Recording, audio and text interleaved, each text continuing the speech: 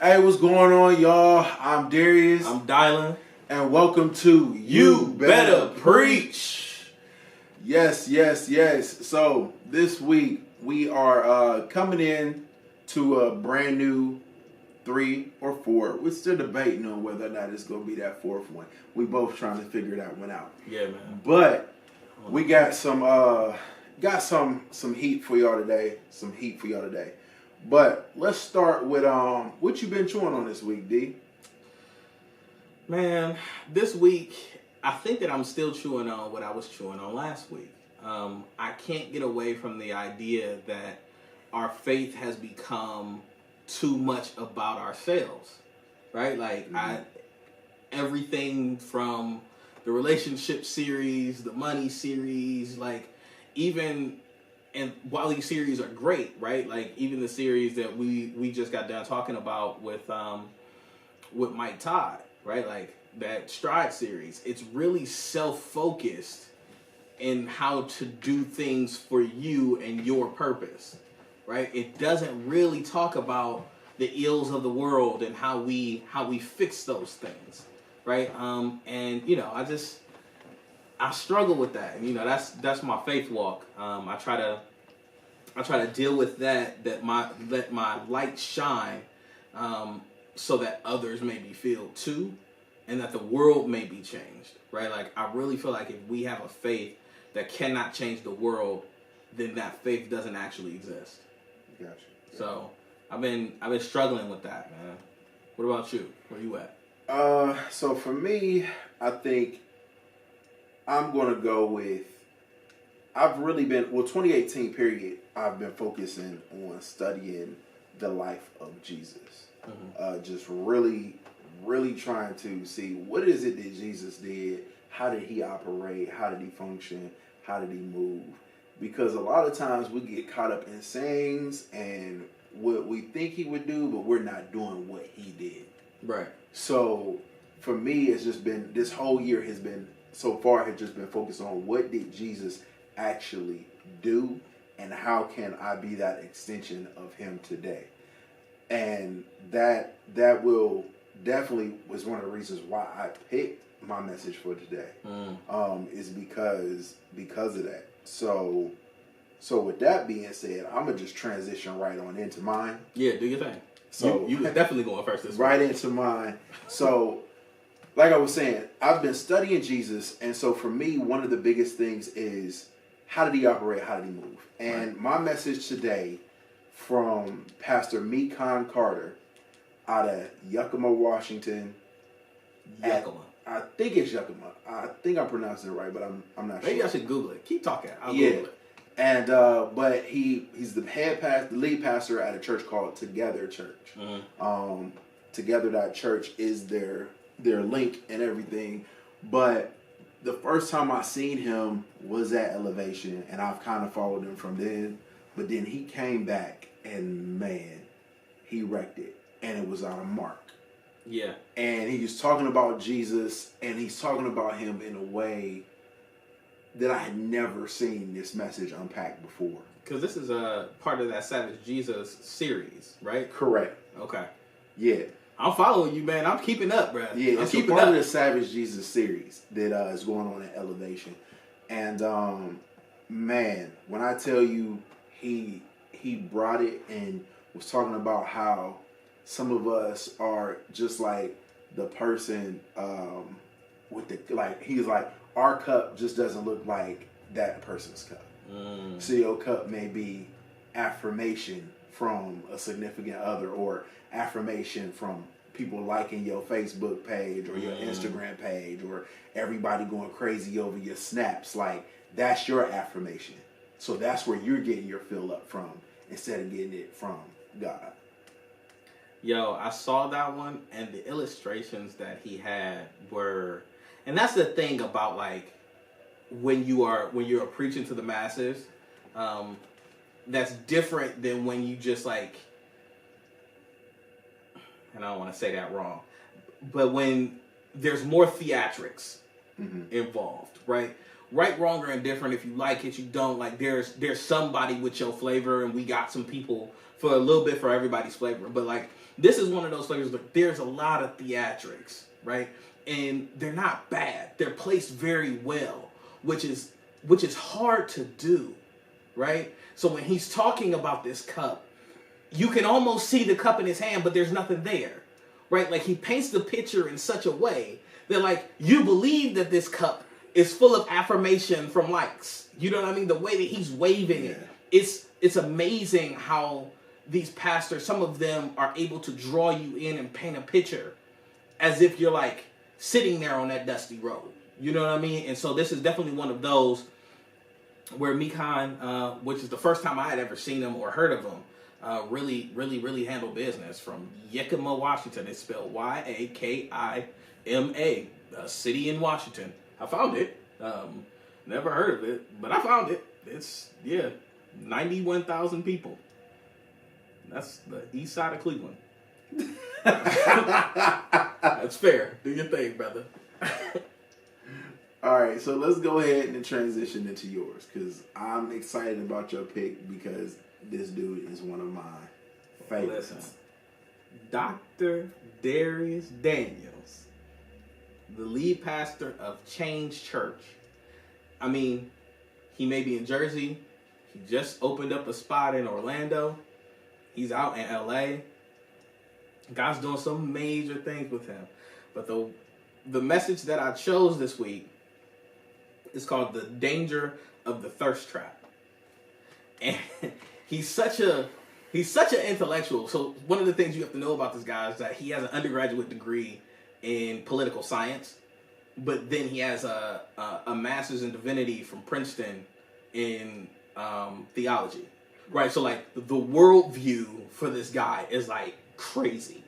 And so when he opens up the message, he talks about thirst, right? And how, because he comes out of the situation where Jesus is sitting by the well and the young woman comes to draw the water, and he says, thirst is an urban euphemism that is meant to let you know that you are doing something to grab attention, that you are doing something to fill your cup. How about that? We talking about the same thing this week. That was by accident. Basically. That was by accident completely. Yeah, that was not planned. How about that? It must be the thing. Don't be thirsty out here, my friends. And he talks about how to obey, how to not obey your thirst all the time. He said that one of the things that he said that caught me is that his faith is not from him doing something. He said that his faith comes from not doing something. Mm-hmm. He said that, like, if you are grinding and you can't stop, it's not that, like, you're purpose driven, it's that you're scared. Because you're scared of what's going to happen to you if you stop. Ooh. Let me tell you that my man's is handling business in New Jersey, okay? Like, Dharius Daniels, the danger of the thirst trap is hands down, like, it's how we should be moving in the world, right? Like, how we should be thinking, because he talks about generational wealth, right? Mm-hmm. What that actually looks like. Because he talks about the well that Jesus is sitting at is actually Jacob's well. And it's the well that he bought. So Jesus would have had nowhere to sit if Jacob hadn't bought this well.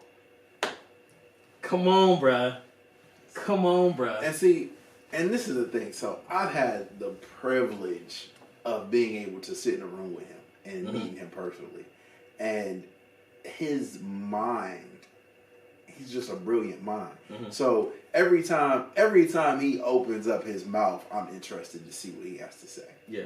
Because like you said, his educational background and the way that he treats it, he like literally treats it as like a surgeon. Yeah. Like carefully dissecting it, making sure that he thorough and he right. So man, and I haven't had a chance to really listen to it yet because it is so new, but bruh, I'm definitely, you got me intrigued for sure. One of the things about Dharius Daniels, he's one of those pastors or one of those preachers who you can tell has done their homework and that they're leaving stuff off, right? Like there was more that you could have said there, right? Like you could tell that like their notes are longer than what they're presenting to you. And you definitely, like, I love preaching like that because it leaves me like wanting to go home and study more.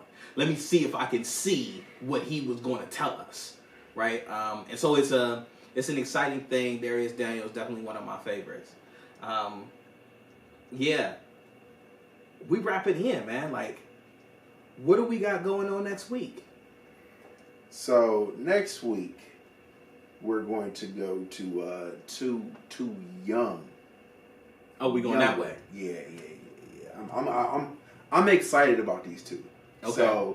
So I'm excited because it's like they're up and coming. A lot of people don't know about them yet, and I say yet, especially because it's a yet, especially on the preaching side. So my pick for next week is going to be Travis Green, which a lot of people do know about when it comes to worship, but as a pastor, they don't know much about him.